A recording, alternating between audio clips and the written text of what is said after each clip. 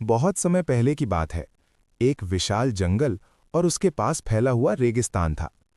उसी रेगिस्तान के किनारे एक बूढ़ा और अंधा ऊंट रहता था। कभी वो एक व्यापारी का सबसे भरोसेमंद साथी हुआ करता था, लेकिन उम्र बढ़ने और आंखों की रोशनी चले जाने के बाद व्यापारी उसे वहीं छोड़कर चला गया।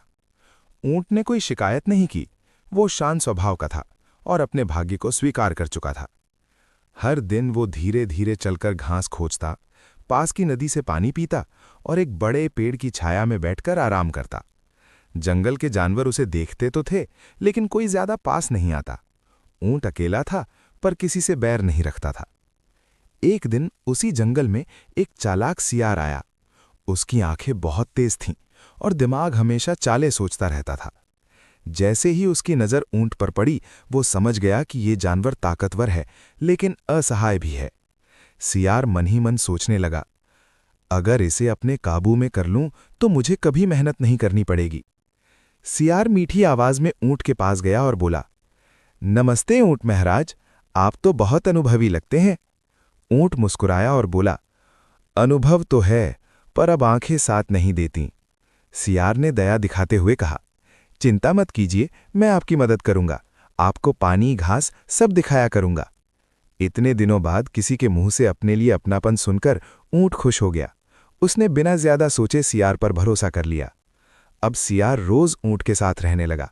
वो उसे नदी तक ले जाता, अच्छे मैदानों में घास दिखाता और बदले में ऊंट की पीठ पर बैठकर आराम करता। धीरे धीरे सियार ऊंट की ताकत का गलत फायदा उठाने लगा। वो ऊंट को उन जगहों पर ले जाने लगा जहां खेत और फसलें थीं। ऊंट को पता ही नहीं चलता कि वो कहां जा रहा है और सियार मजे से खाता पीता रहता। एक दिन सियार ने ऊंट से कहा, मित्र, नदी के उस पार बहुत मीठी फसल है। अगर आप मुझे वहां पहुंचा दें तो हम दोनों का भला होगा। ऊंट बोला, मुझे तैरना आता है, लेकिन रास्ता दिखाई नहीं देता। सियार हंसकर बोला, मैं हूं ना रास्ता बताने के लिए। ऊंट ने भरोसा कर लिया और सियार को पीठ पर बैठाकर नदी में उतर गया। नदी के बीच पहुंचते ही सियार जोर जोर से हंसने और उछलने लगा। ऊंट घबरा गया, उसका संतुलन बिगड़ने लगा। ऊंट बोला, ऐसा मत करो, मैं गिर जाऊंगा। सियार बोला, डरो मत, मुझे बस खुशी हो रही है। किसी तरह ऊंट नदी पार कर पाया, लेकिन उसके मन में पहली बार शक पैदा हुआ। फिर भी उसने कुछ नहीं कहा। कुछ दिनों बाद जंगल में हड़कंप मच गया। कई जानवरों की फसलें नष्ट हो चुकी थीं। शेर ने सभी जानवरों की सभा बुलाई और ऊंट भी सियार के साथ वहां पहुंचा। सभा में हिरण ने कहा, महाराज, मैंने सियार को ऊंट की पीठ पर बैठकर खेतों में जाते देखा है। सियार डर गया। उसने तुरंत ऊंट पर आरोप लगा दिया, महाराज, ऊंट ही सब रौन देता है, मैं तो उसे रोकने की कोशिश करता हूं। सब जानवर ऊंट की ओर देखने लगे। ऊंट कांपने लगा।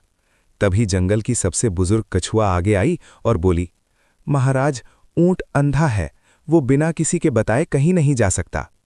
शेर ने सियार से सख्ती से पूछताछ की। सियार ज्यादा देर झूठ नहीं बोल सका और उसने सब सच कबूल कर लिया।